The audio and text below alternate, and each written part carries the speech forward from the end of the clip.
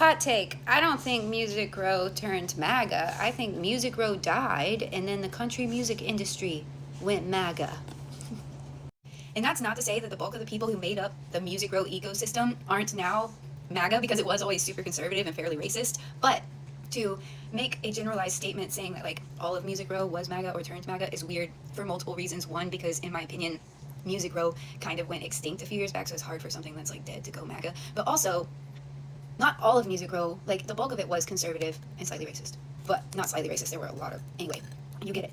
But there were also a lot of people who weren't even conservative and are definitely not MAGA now. And there was also a ton of music being made that wasn't country music. That's part of why it's weird to use Music Row and country music industry interchangeably, because yes, they do this, but they are not like the same thing, you know?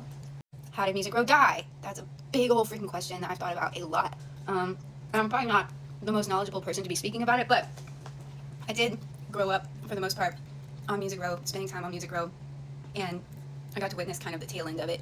And from my perspective, I think there were two main reasons Music Row died. The first one was this big industry change that happened, and I think a lot of different things changed at once that kind of made this big change, but one of the biggest things was streaming.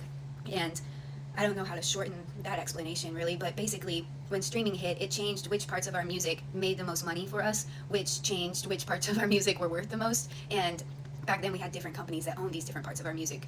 And so the companies that owned the parts, blah, blah, blah, blah, blah. The companies that ended up not being able to survive that shift in like money flow or whatever were mostly publishing companies. And those were the ones that were employing songwriters. So a lot of songwriters lost their jobs, and a lot of new songwriters never got the opportunity to participate in what we kind of refer to as Music Row. Like, I mean, it's still a physical place, but like I feel like Music Row was more than just the physical place and the companies that were there. It was a whole ecosystem of people, like I said, making up this kind of songwriting world of stuff and how it works. There's actually a saying now that goes something like, back in the day there were like over 2,000 songwriters a year who had pub deals and were employed like a regular job. They could go to work and come home, have their house, have their kids, blah, blah, blah.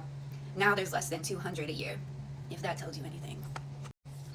And when the money gets tight, the focus becomes how to make more money the fastest, instead of let's go find the best batch of songs to make this record. So that's going to affect the music and the culture and everything else. You also have to remember that, like, and this is the second big reason that I think Music Row died.